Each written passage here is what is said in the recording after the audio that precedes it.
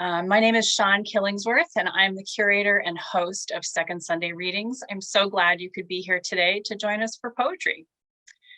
Today's featured poets are Yeva Johnson, if you want to wave, and Sera Gamble. Unfortunately, Amanda Moore, our third poet, is in air travel purgatory and will not be able to make it today, but she did send me one of her brand new poems, which she gave me to read to you, so I'll do that. I am very grateful to Sera and to Yeva for sharing their work with us today, and I've really been looking forward to this reading.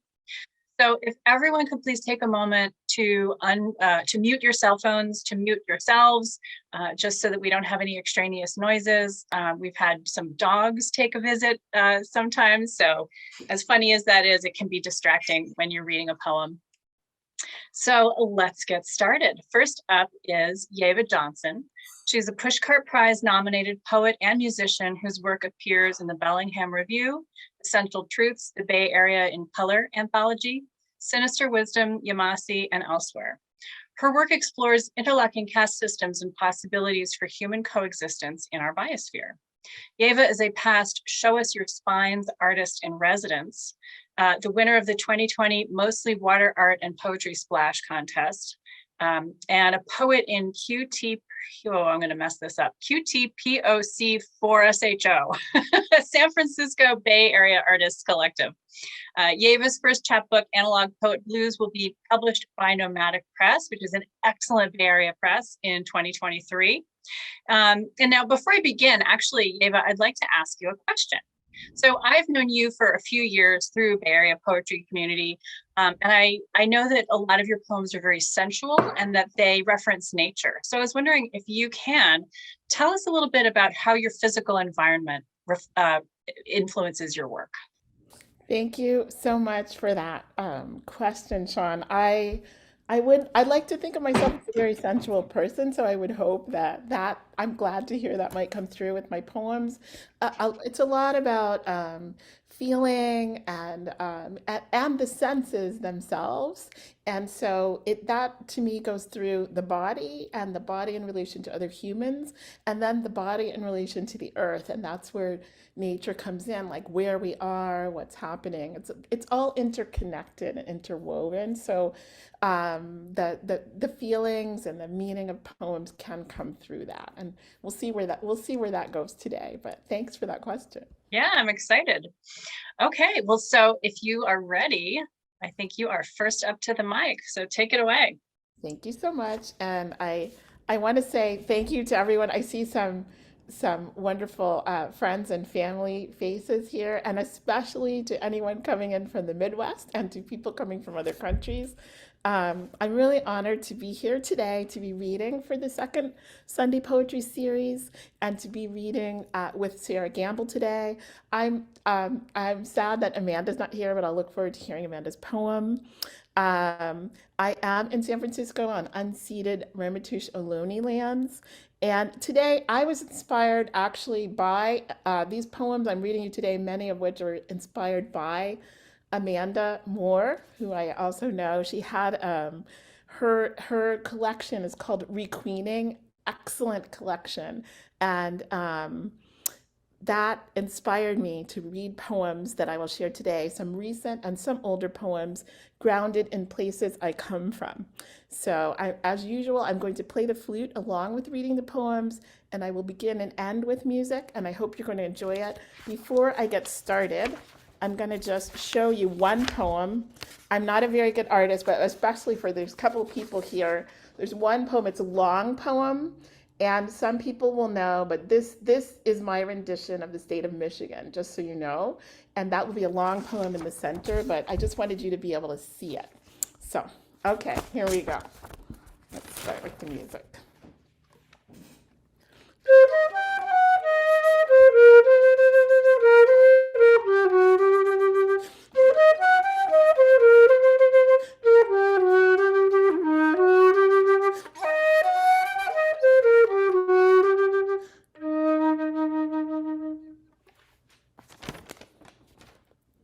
Bringer of life, with gratitude to Otis Redding and Anastasia Renee. The daughter of three powerful mothers, never a lack of adventure. About 9:30, they were sitting by the dock of the bay, Yemassee and Octavia Butler's fledgling herself. As the azure waters swelled, their female offspring plopped on the copper sand, gasping for breath, crawling and clawing her way into the world. She was no Athena, just the child of the black Venus of Willendorf. She was no Athena, crawling and clawing her way into the world about 9:30 when she spied Octavia Butler's fledgling flirting at the water's edge with Yemassee. She was gasping for breath and was so in awe, dipping and diving her way through the world. She was no Athena, instead a diasporic African water woman on life's adventure and the daughter of 3 powerful mothers. This is Can't Help Yourself after the 4 tops. Those Motor City broad boulevards took forever to cross, so even after 5 days of destruction and 43 dead, whether in Black Bottom or over on Hastings Street, you have time to view a still vibrant city with a real big beat before you even reach the other side of the street. Despite half a century of disrepair and neglect, no shuttered storefront or burnt out house on block after block can cut down the majesty of what remains a fountain of Black beauty and creativity. Sugar pie, honey bunch, you'll just have to love Detroit and nowhere else.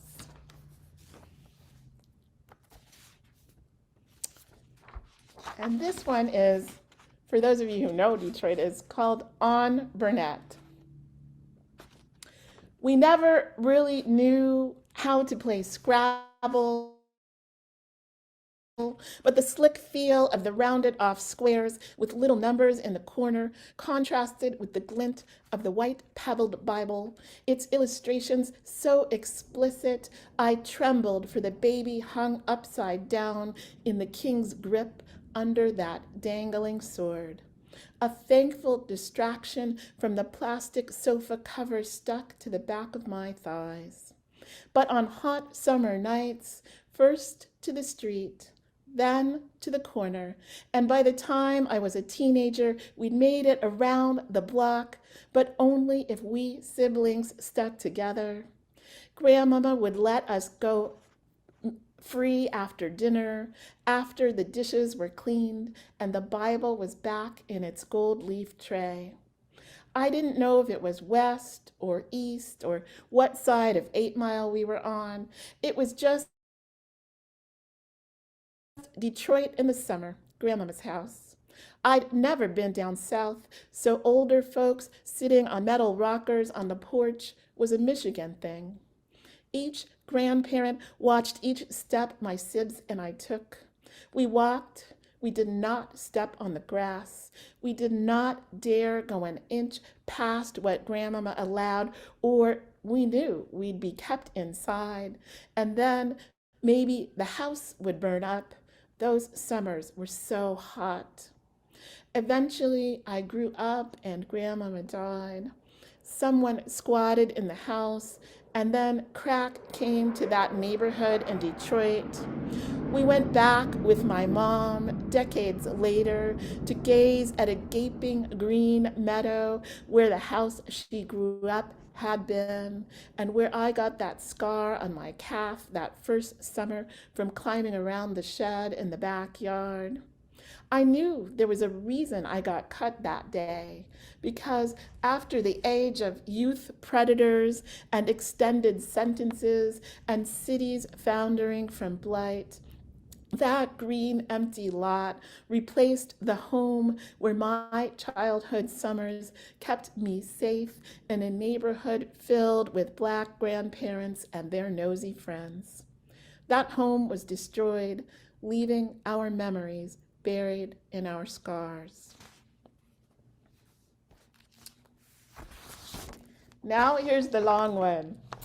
Michigan means large lakes in Ojibwe. It is not a bit surprising that I had never heard the words si quans peninsulam amoenam circumspice, but I was a bit disappointed to realize that my early education had neglected to inform me that the land where I was born was originally home to the Algonquin peoples, whose subgroup, the Anishinaabe, were composed of a council of 3 fires made up of the Ojibwe, the Ottawa, and the Potawatomi. I'd heard of the Ojibwe, but their other name, Chippewa, was more familiar to me. I was dutifully taught about all 5 Great Lakes and dutifully memorized their names. But only last night did I discover, although I was born on land surrounded by a watery necklace, only 4 of the 5 touched this state. And even though it was close to my birthplace, no one had mentioned the St. Clair. In late middle age, I discovered Lake Michigan makes no contact with Ontario, and Lake Ontario never touches Michigan. I'd always been a water person. Now I understand why. I lived the first years of my life never more than 6 miles from a lake or river, nor more than 85 miles from a great lake, those massive inland seas whose breeze over fresh water brings joy to my heart. With a hop over the Mackinac Bridge, we traverse from one peninsula in this state to another. Join me on this trip back home to find robins and apple trees. If it's winter, we'll put on snow boots and our mittens will be tied to strings. I spent 6 of my first 7 years here, so I could only show you common cockleburs stuck to my pant legs on walks, or Jack in the pulpits and pink lady slippers. Ragweed would be the bane of my, if not your, existence. My tremendous hay fever meant that allergies spanned not just grasses and flowers, but encompassed many of the Michigan fruits I loved as a kid: blueberries, cherries, and peaches. Only the grapes remained safe for me to eat. Those ubiquitous apples were always a problem, and in my teen years, the cherries took over from there. No one in my family caught fish, but I recognized salmon and smelt, lake trout, bass, and walleye as would anyone born amongst the largest group of freshwater lakes on earth. To quote Latin, if you seek a pleasant peninsula, look about you. Many peoples lived here before the 1600s, but the difficulty is in the details, the lost stories. Tales of recent centuries explain why English and French are 2 of the few languages in which I can converse a bit. With water so abundant, I know why I'm so drawn to Yemassee and the sea. My umbilical cord blood ties me to this waterland the way the St. Lawrence ties Lakes Huron, Erie, Superior, Michigan, and Ontario to the Atlantic. What I hadn't known until yesterday was that they connected to the Mississippi on the other side.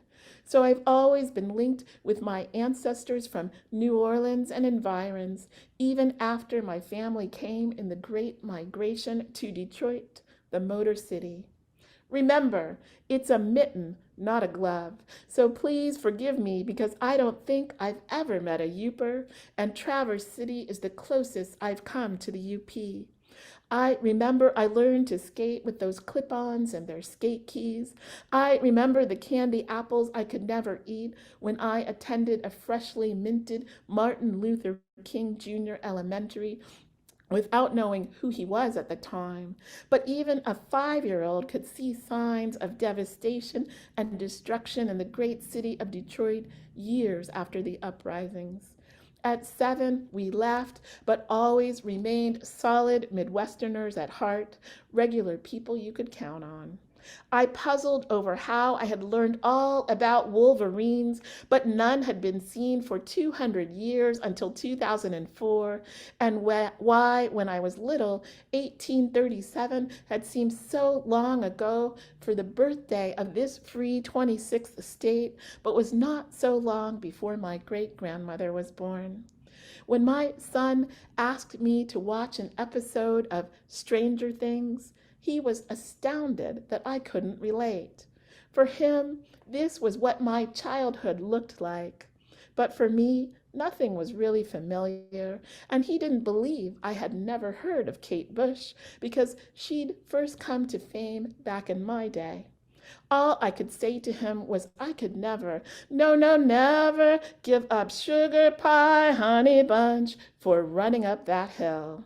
I was always a fan of the Motown sound, so the Temptations, Aretha Franklin, Al Green, Stevie Wonder, and the Supremes were always fresh, always playing, always spinning on the turntable of my mind's ear.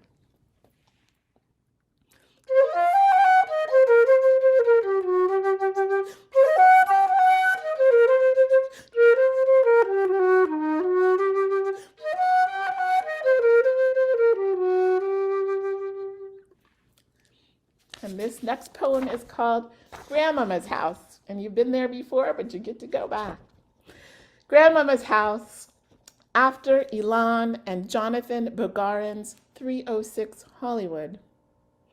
If a house is a universe, an entire world, and if the multiverse exists across time and space, then the empty lot patch of grass where my grandmother's house once stood is not a stark reminder of the ravages of the crack epidemic on Detroit, but simply a fuzzy green covering over the Bible gilded in gold leaf with its terrifying paintings of babies about to be sliced in half or whales swallowing adults over the plastic covers on all the furniture designed not to protect the furniture, but to burn the back of thighs during hot summer months when Grandmama Sweet and Great-Grandmama Wise said, "Your shorts were too short."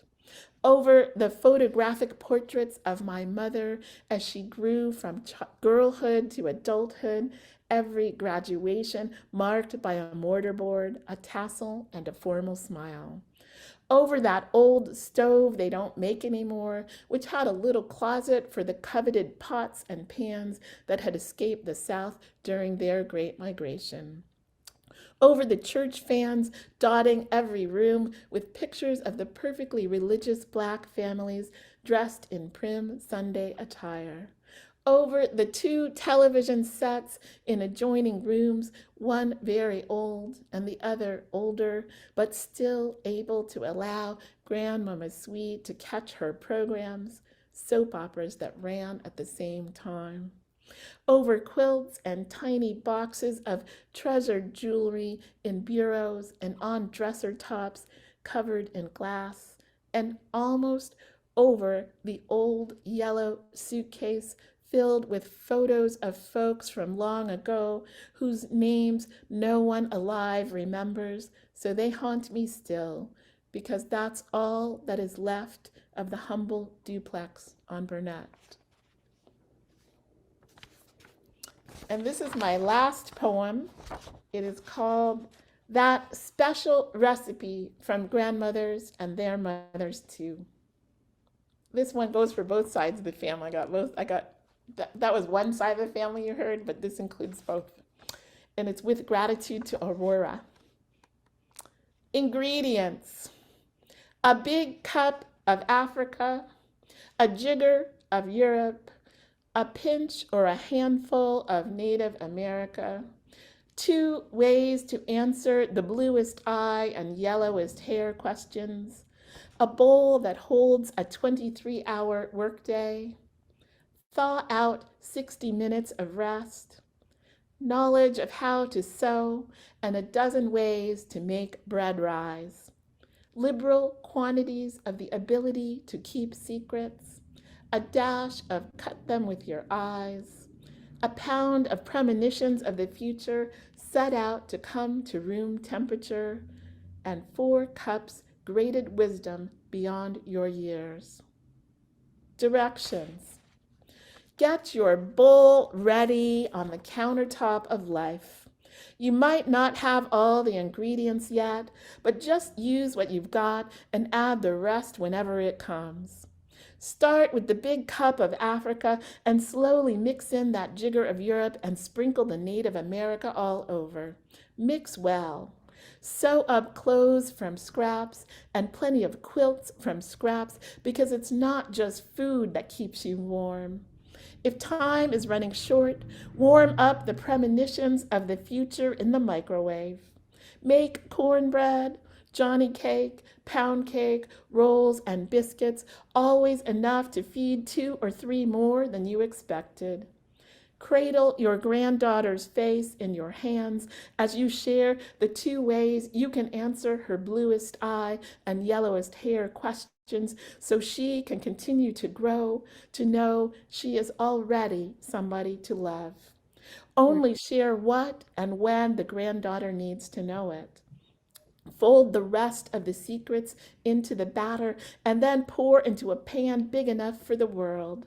Sprinkle liberally with grated wisdom and a dash of cut them with your eye. Put it all into the oven of creation. Let this epigenetic cake bake until its sweet, spicy, rich aroma calls to all family, past, present, and future. That's when you'll know it's ready and you can share a slice with everyone.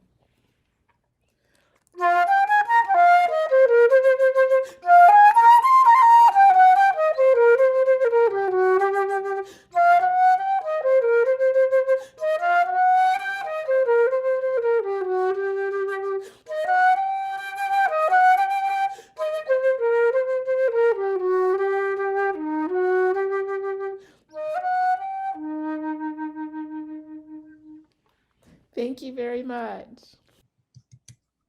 Yeva, thank you so much. That was fantastic. I think you are the first musician to play music during a reading for Second Sunday. So that was awesome. Thank you. Oh, and you made me want to go back to Michigan. My grandfather was from there, and I haven't been since I was like 8 years old. So now I think I might have to take a really long road trip. Thank you, thank you. Wonderful. So as a quick interlude before we move on to Sera Gamble, I'm going to read the poem that Amanda Moore sent me in her absence. So this month is the birthday of her book, Requeening. So it's nearly a year old. And she was going to share some new poems as well as some poems from that book. So this is one of her new poems. So remember, this is Amanda Moore, and her book is called Requeening. So the poem is called I Mop the Floor in Joy, or try to, knowing someday everyone I love will die. I'm practicing not for death, but to love the labor of my human life. Who can treasure the broken bone and dish, a house in flame or flood, and what it takes to fix? I take instead notes from smaller sufferings, once waking in a guest room beside the baby, disappointed to be missing a party in order to make of myself solace. I didn't love that night enough as it unfolded, leaving my husband to small talk. Her small body warm with sleep and mine beside it. Piles of strangers' coats, their smells and soft bulk, someone else's well-made bed.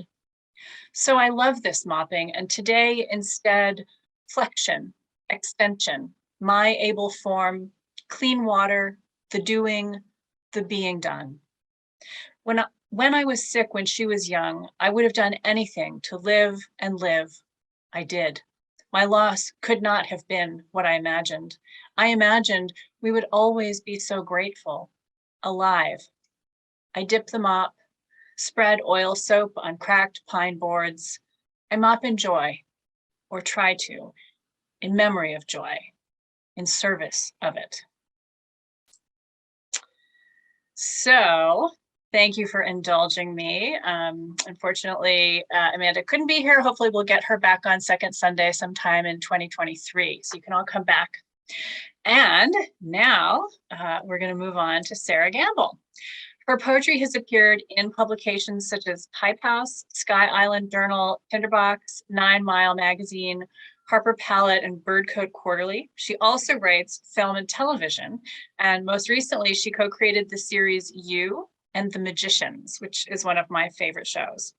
Sera lives in Los Angeles with her husband and dog, who also enjoys poetry. Maybe you could bring your dog. Let's see, Sera, so I have a question for you, just as I asked Yeva.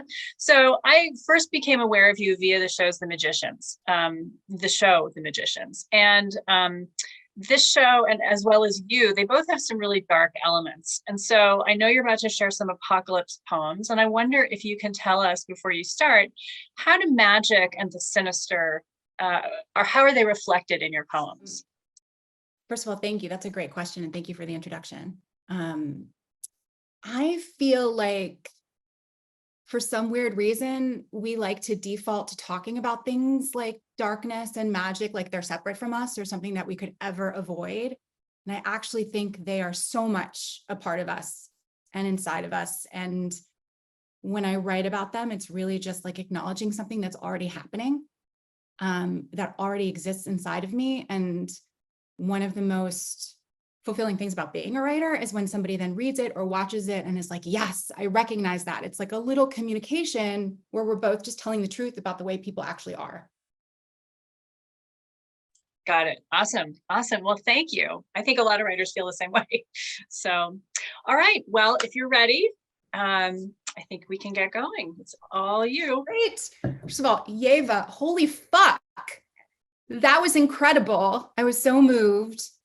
The flute was just a flex. Amazing. So thank you so much. It was very inspiring, and I'm weirded out to have to follow it, but okay, I'm going to do it anyway. I have always been a poet, but I sort of put it aside to learn other writing forms for a long time. And I came back to poetry really in 2020 because some shit happened in 2020 to all of us.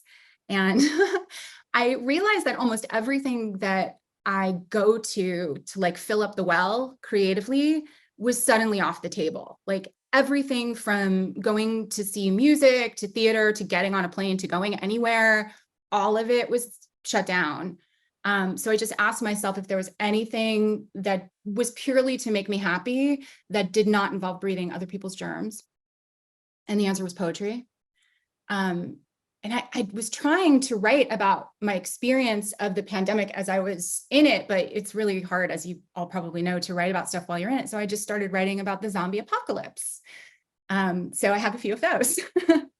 I'm also so glad, Yeva, that you had the paper. I much prefer to read off of paper.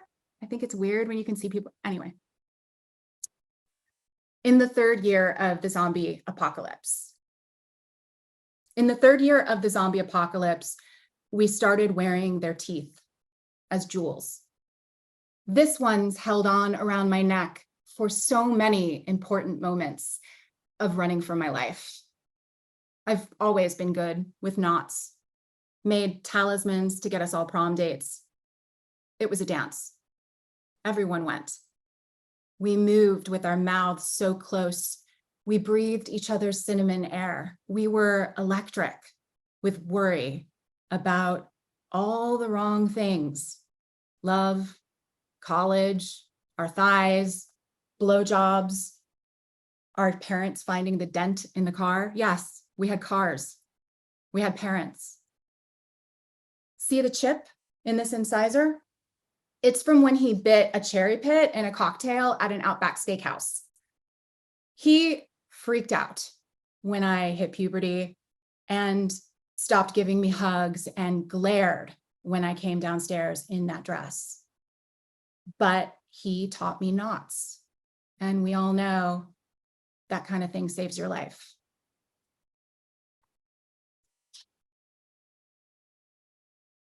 Through a KF94, the freezer aisle smells like deep space. Day bled into night sometime around April, and now time is chewing gum. I keep pushing the cart, but only because if I don't, I'll turn to dust and scatter like credit card numbers across the internet. Once upon a time, we never washed our hands, and we were in love in the kingdom of 1,000 breakfast cereals. I told you I wasn't allowed sugar. Then you must have all of it. Your dirty fingernails ripping open the cardboard box, corn pops scattering on linoleum. You laughed, and this aisle became the historical site of your laugh. The world was so real, I could taste the lint in its navel. Impossible to imagine this is the same place. Soft zombies roam the freezer aisle. The world is a drained swimming pool. Every hand is clean. We push carts like we're here. The moment, thank you for the snaps. The moment after it bites you. You can watch your blood well up, bright as fruit punch, then overflow. Hold still and listen for the first whisper of burning inside you. Or race to your desk, write one last love letter. Stand at the fridge, stuffing your mouth with cold cake. Pray or masturbate, donate all your money, reread your favorite poem, look for a gun. Once you've been bitten, you can do anything except not be bitten.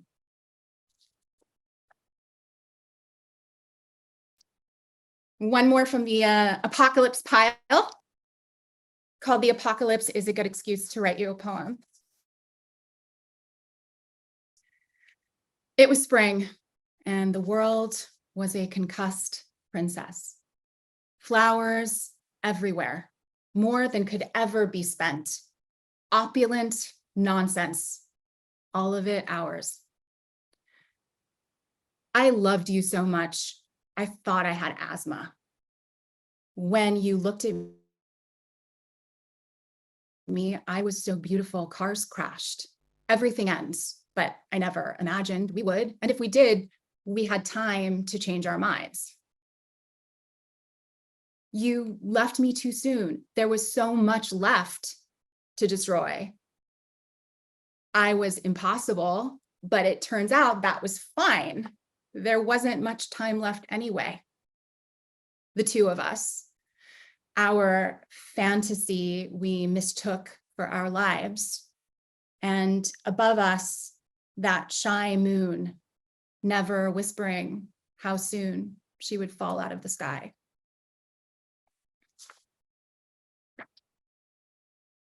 So I studied poetry a little bit in college at UCLA with Stephen Yancer, who's an incredible poet. And he published his first book in, I think, his 50s, which was really unimaginably old to me when I was 16 in this class. And I asked him, why would you wait so long? Because I'm like, God, so many people die before they're 50, right? And he was just like, well, so few people will ever look at poetry. You might as well wait until it's perfect.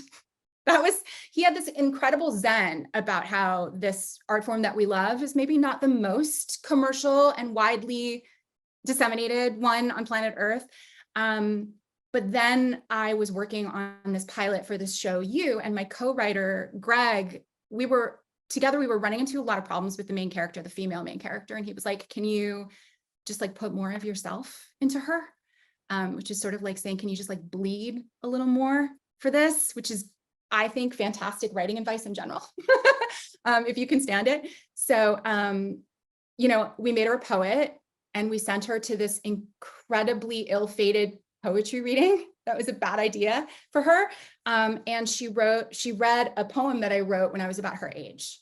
And so then I got to hear 40 actresses read this poem as their audition sides. And then the show went on Netflix and something like 50 million people saw this episode in the first month. So with love to Professor Yancer, he's wrong sometimes. And I'm just saying this for all of us, right? You just never really fucking know. Like maybe a lot of people will encounter your work. I like to write it in that spirit. So here's that poem. It's called The Tower. Here's the Tower card. It's not a happy card. Those are people falling. For anyone who hasn't had a tarot card reading, it's like the worst card in the deck to get. So the Tower. You go to a fortune teller. She turns over your cards. When you ask about your heart, she shows you the Tower. The Tower has been cleft by lightning, and people like stringless marionettes tumble to the hard earth. Their mouths horror O's. Oh, you know that Tower. That Tower you fell from. His green couch in Silver Lake. You chased him the way a dog chases cars into traffic. You loved him the way fragile kids love gorgeous bullies. You figured this would earn you something. You wrote poems about him. You still write poems about him. You're writing one right now. You hit save, and mercifully, the ceiling falls and crushes you. One day, you won't need love anymore. Won't walk through the world as though it was your job to hold everything up.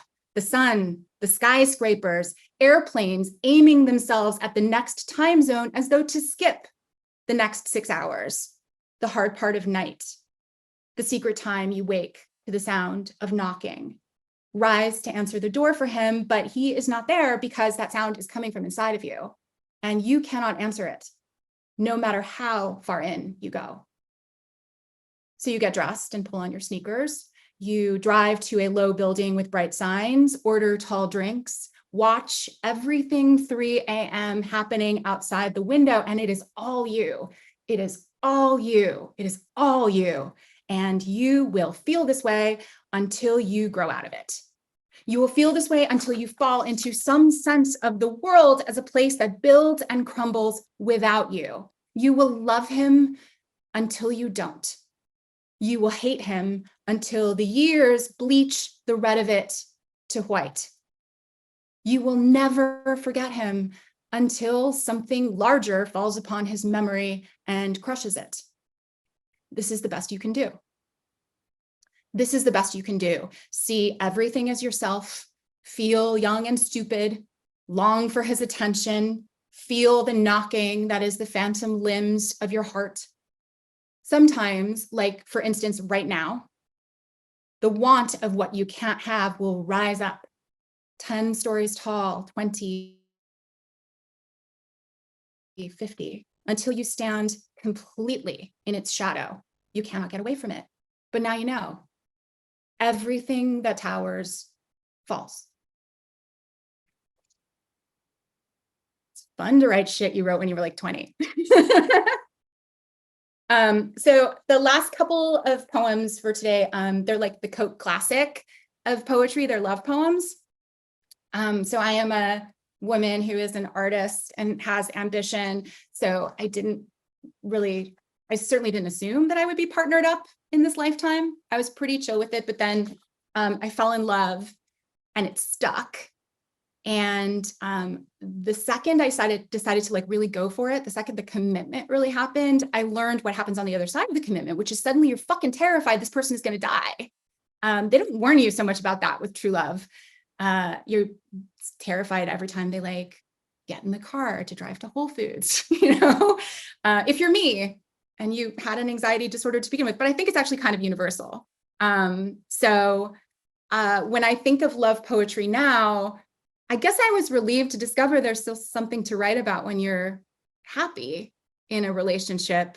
And don't worry, I do have a sense of humor about the dawning of mortality. So this one is called Remember When You Ask for Love. And people who work in television probably have shot something in Vancouver because that's where all TV goes. It's a beautiful and affordable place with gorgeous trees. And I shot there for years and years and years. And there's this hotel called the Sutton Place Hotel. And even if you're not staying there, I advise going to the bar, because every actor you have ever seen in your life is at that bar every night, because it's just where the productions put everyone. So I wrote it about this hotel. Remember when you asked for love? I missed you when I got to the hotel.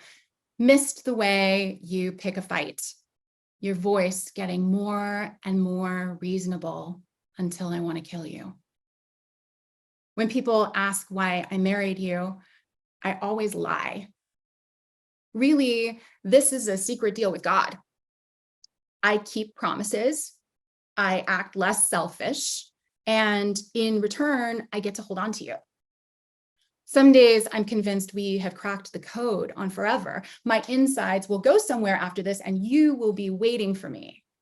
Part matinee idol on the tarmac, part Uber driver, it would be fun to fuck on the way to the party. When you're not in it, my bed fills with dreams. I'm late for another trip. The ring is gone, and if I try to find it in all of the clutter, I will miss the plane, and if I don't, the plane will crash. Or I'm in this hotel room, under this bland chandelier, pale art, bar full of tiny bottles of mouthwash and love spells. Our dog rises out of the suitcase whispering, "You only remember to feed me when you're lonely." Last dream before morning, God finally talks to me, sits beside me on the bed, kicks off her Nikes. I tell her I will give all of this up if we can have 30 years, 20 even, but healthy and the little rich. I always end up negotiating against myself. She shows me a bridge over a green Canadian river, enthusiastically eating away its own banks. One side so frozen, you're guaranteed to slide to your death. The other side on fire. Remember when you asked for love? Like that would solve anything? This is why travelers drink first thing in the morning, to dispel dreams, care less about turbulence in the air, go back to pretending being away is an adventure, that this is an adventure. Turns out love is a carry-on, packed with enough fear to spread over this whole stupid country I might die in and never get back to you. And here's the last one. Thank you. It's called Pray That When It Falls, and it was inspired by a couple of lines from the Galway Canal poem, Little Sleep's Head Sprouting Hair in the Moonlight. I'm sure you've all read it, but maybe this will be an invitation to revisit it because it's like the best. It's like the best poem, maybe? I don't know. But the two lines that I quote here are, being forever in the pre-trembling of a house that falls. Pray that when it falls.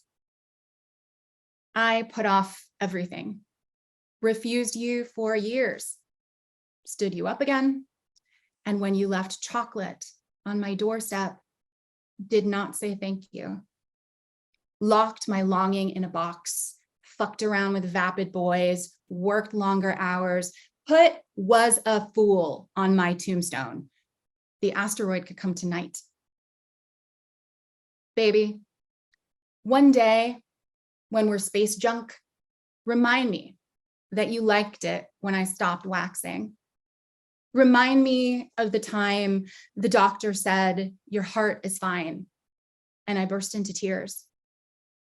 Remind me of lying on the carpet, holding a book between us and the ceiling, puzzling, what does he mean, the wages of dying? Like, what does that actually mean? You laughed, a bouquet of silver birds, and said, trying to read poetry on shrooms is a great example of how I like to fight the universe. And I said we should get married. I surrender. I surrender. I surrender. I will spend what's left writing you poems, stand with you in this house, pray that when it falls, it falls on us both. Thank you. Wow.